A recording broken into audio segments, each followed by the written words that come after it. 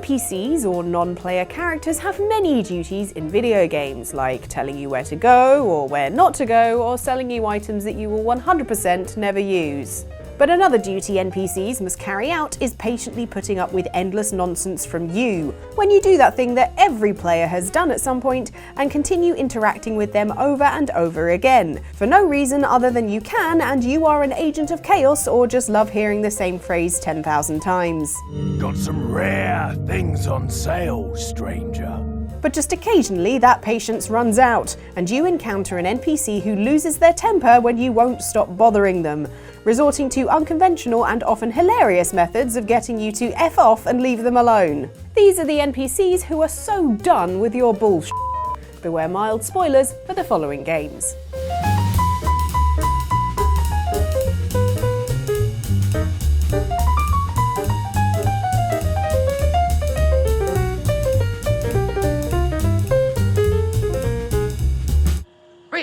You must stop touching that. Once more, the Solarian Union formally requests that you not touch that. Solarians are the aliens in Mass Effect whose capacity for non-linear thinking and love of protocol makes them expert scientists and also so funny to annoy. Release the female. We're leaving. I can't. Protocol states during lockdown, no specimens. Haha, nerd alien go zap. Luckily, Mass Effect offers players several choice opportunities to wind up these spindly space dorks, whose home planet of Surkesh Commander Shepard finds herself exploring on a main mission to rescue a female Krogan. As you can see, this base contains sensitive information. This research base is a bastion of Solarian scientific endeavour, and as such is packed full of Solarians hard at work in a typically modern workspace, all open plan and standing desks and the free exchange of gossip. You'd think the Asari could do something about the Reapers. Yeah, keep it to the water cooler, you two. One Solarian's console can even be interacted with, though the employee working on it doesn't much appreciate the interruption. Please don't touch that. As I said, Commander, don't touch that. Again, I would ask you to refrain from touching that. Unfortunately, this Solarian, who is so done with your interfering, has committed a spectacular blunder, namely spouting different dialogue every time you annoy him. So settle in, Poindexter, this console's gonna get seriously booped. Boop! Perhaps don't touch that means something different in your language. Boop! I would rather not refer this matter to the human embassy. Boop! Are humans really so deprived of stimulus that they must insist on touching everything? Rude. Also, boop! Really? You must stop touching that. Boop! I'm afraid if you keep touching that, you risk a diplomatic incident. Boop! Touch it all you want. You'll never find out what it does. I don't care what it does, mate. I just care that it annoys you. Fine. If you are so enamored of that object, then I suggest you get your own feces analyzer. Ew! You nerds are gross. Where's the hand gel?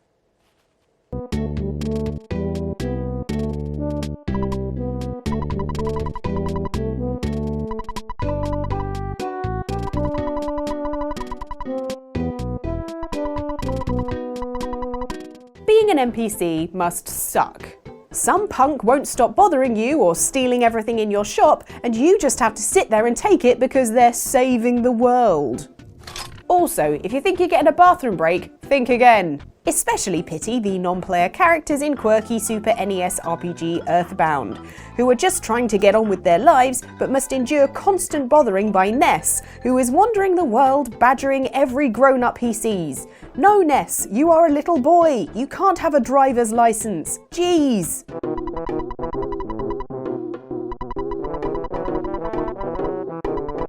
Ness is also certainly too young to be staying in a luxury business hotel by himself, but I guess Earthbound NPCs only have so much stamina for enduring his pestering, and so the manager of the Two Sun Hotel will let Ness rest here, if he has the $50 room fee. Just saying, when I was Ness's age, if I'd had $50, I wouldn't be off down the Marriott. I'd be up to my waist in Beanie Babies. At breakfast the next morning, Ness can get back to his important job of bothering the grown-ups, like this man who's just trying to start his day, but Ness won't leave him alone.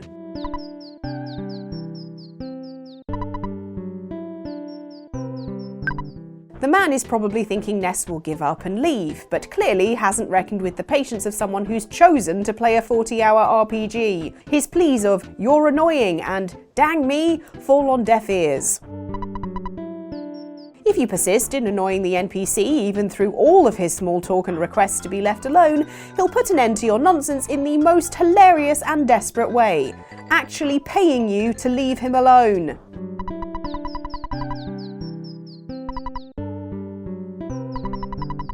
Hey, that's how much the hotel cost!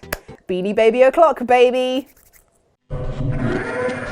Moving around in your HEV suit can be slightly disorienting at first. Take a moment to familiarize yourself with basic movement, and soon it will fit you like a second skin. You wouldn't think you'd need a tutorial for Half-Life. I mean, it's just run, jump, shoot, crowbar scientist, right? But in fact, it's a very good idea indeed to take a run through Half-Life's optional Hazard Course introductory mission, which teaches you the basics of controlling the game. Partly because Half-Life is maybe the only game ever to insist you master something called crouch jumping, and partly because if you skip the tutorial, you miss an opportunity to wind up the security AI that governs the Black Mesa research complex in which most of Half-Life is set. Also, you need to master long jump, which is done by crouching then jumping in quick succession, but is different from crouch jump, which is jumping then crouching. Oh boy. Nice job. Get all of your jumps done, and the game tries to teach you to enlist a guard's help in bypassing locked doors. You must approach a guard and press your use key. He will follow you until you face him and press the use key again. But don't do that, because it's much funnier to find out how irritated the disembodied security AI gets if you try to walk through the door solo. Access denied.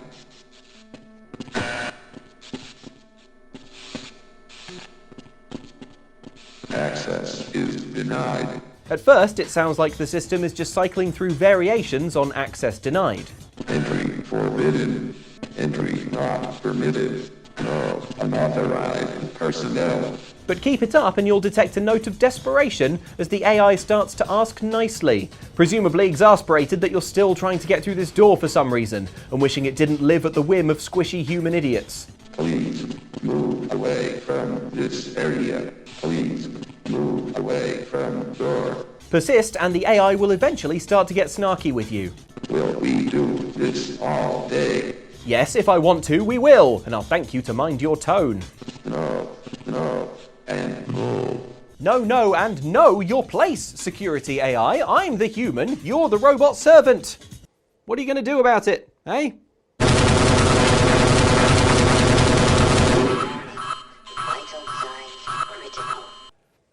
Touché.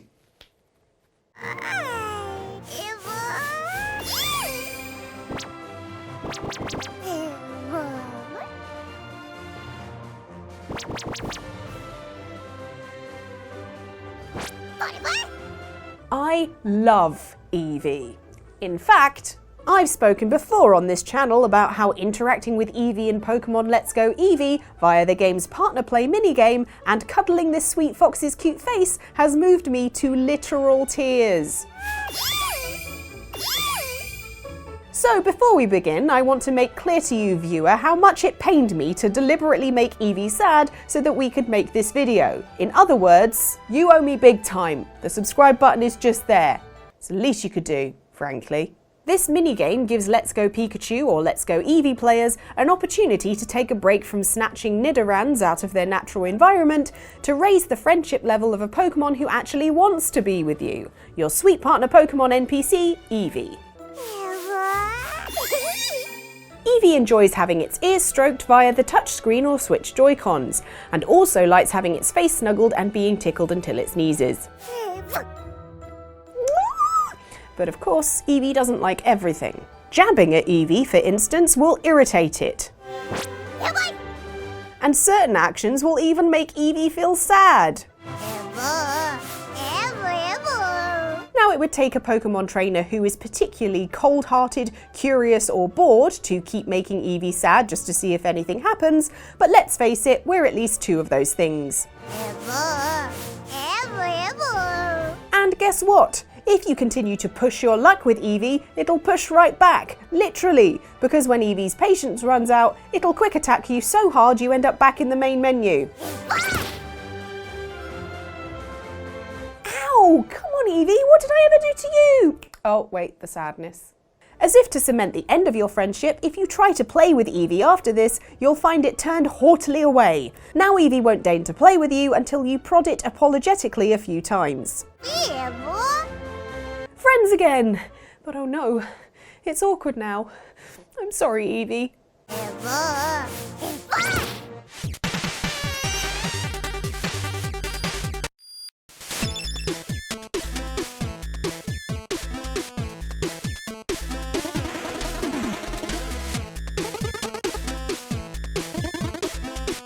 NPC technology has come so far. Once it was just Toad telling you your princess was in another castle. Today you can fling your hat into Toad's face over and over and over again.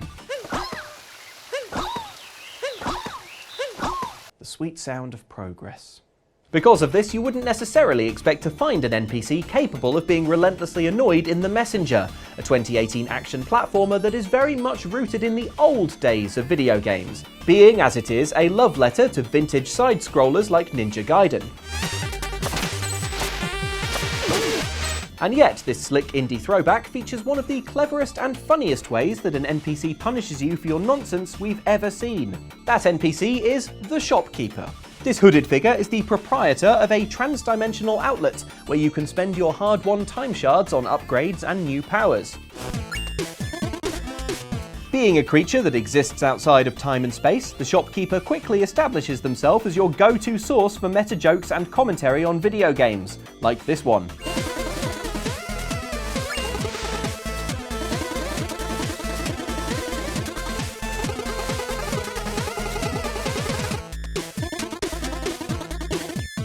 Get it? Like Ninja Gaiden? Anyway, you might have noticed the shopkeeper's room contains a mysterious cabinet.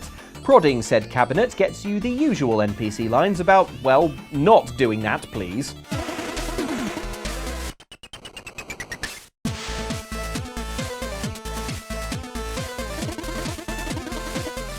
By this point in the video, you'll be very much expecting the escalation of threats and sassiness that follows if you persist in interacting with the Forbidden Closet of Mystery.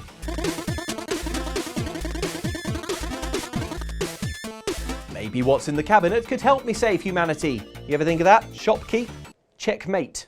Continue to push the shopkeeper and they'll start to threaten you with having to listen to a boring story. One that, they warn, is very long, philosophical, and unskippable.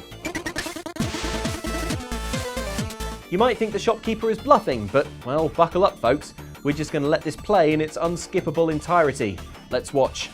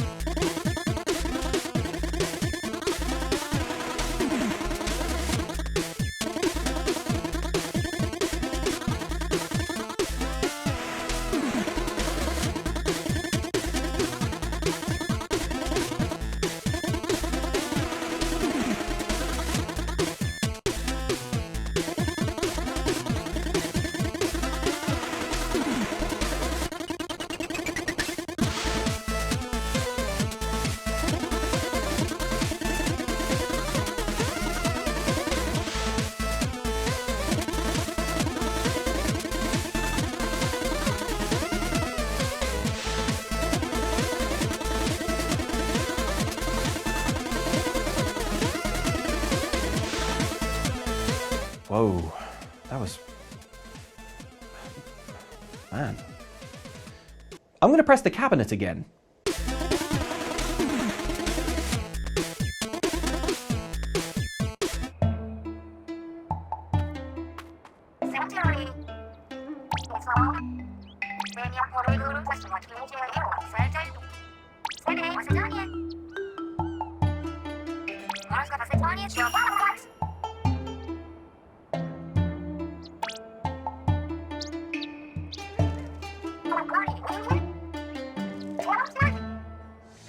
Think that the world's most famous pop star is not a good choice for a secret agent. Well, that's why you are not in charge of the new Squidbeak Splatoon, a secret society in the world of Splatoon 2, dedicated to saving the world of squid kids from Octarians, gross creatures with plans for global domination who pop very satisfyingly.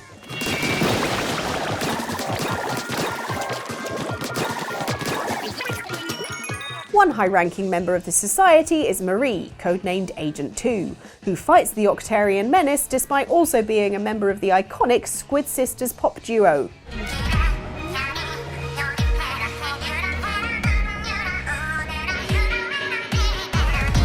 A squid-themed pop band? Incredible! Boo! Look, I'm just saying, it's got a beak and I can dance to it. Boo! Hey, I'm just going to load this onto my icephalopod. Oh my. Splatoon 2's story mode sees you recruited to the new Squid Beak Splatoon as Agent 4, which of course brings you into close proximity with Marie in NPC form, which gives you the power to stop doing your urgent mission and bug her relentlessly. For a long time, Marie will respond to your repeated interactions with gameplay tips and bits of Splatoon lore.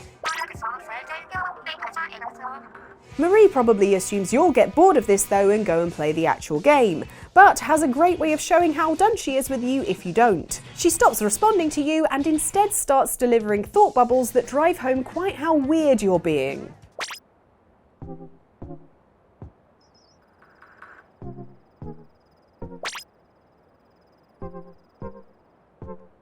As a result, you might get to keep annoying Marie, but your self-esteem will inevitably suffer. Ow, Marie! We were just trying to exhaust the dialogue. You don't have to hurt our feelings. Very callous, Mari. Get it? Calamari. That's it, cut her mic.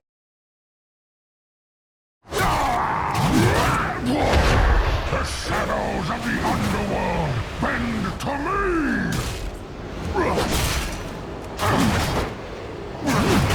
You may have thought class warfare in World of Warcraft was limited to rich players being able to spend real money to buy all the best mounts.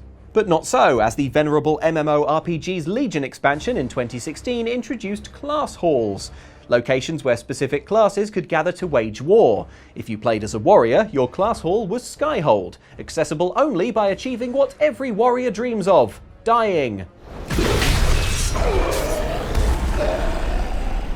Being exploded by this demon saw your body restored in Skyhold, a gleaming Viking sky palace reserved only for the truest of warriors, and ruled over by who else? Odin. You have proven yourself the greatest living warrior on Azeroth. Guess he missed the part where I died? Nobody tell him.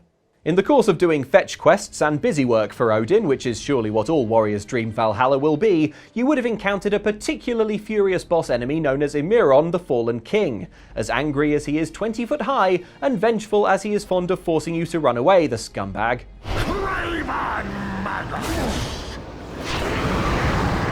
The winds of the frozen north still howl in these veins! Upon killing Emiron, you could tell Odin you think he should be allowed to join the ranks of Skyhold's army. To which Odin responded, "No thanks, that guy is a jerk." To which you responded, "Yes, but wouldn't it be funny if he had to serve you for all eternity?" Yes is the answer. It would be funny. From this point on, a humbled and less glowing NPC version of Emiron could be found in Skyhold, toiling away for Odin for all time. And my god, was he not in any mood to see you again. Why couldn't you let me die? Because, Emiron, we thought it would be funny. Go away! Repeatedly interacting with Emiron the NPC resulted in him insisting you go away before issuing forth a stream of insults. I would die 1,000 deaths to see you suffer! Those who continued prodding Emiron would eventually witness this unwillingly revived king's most vociferous expression of just how done he was with your whole deal, in a tirade that has since been patched out the game but sounded like this. Curse you! Curse your mother! I will f***ing bite your f***ing head down your f***ing throat! Odin himself would f*** you to the ground! Well, I guess it was nice of him to bleep it. I hate your damn gods! So those are some of the NPCs who got really tired of us annoying them so that they keep talking, and you know what, if we've completely run out of things to say. So instead you should hit that like button as thanks for us for telling you all of these things, and then you should also go and watch these videos. And if you want more videos like this in future as well, subscribe. Then we'll have, you know, maybe some more dialogue options in a little bit, and you'll be updated as to when we have those. And if you really want to have even more dialogue options with us, you can join our Patreon, where you can then join our Discord and ask us questions, and we promise we won't be as mean to you as Marie and all the others. Thanks for watching. Bye!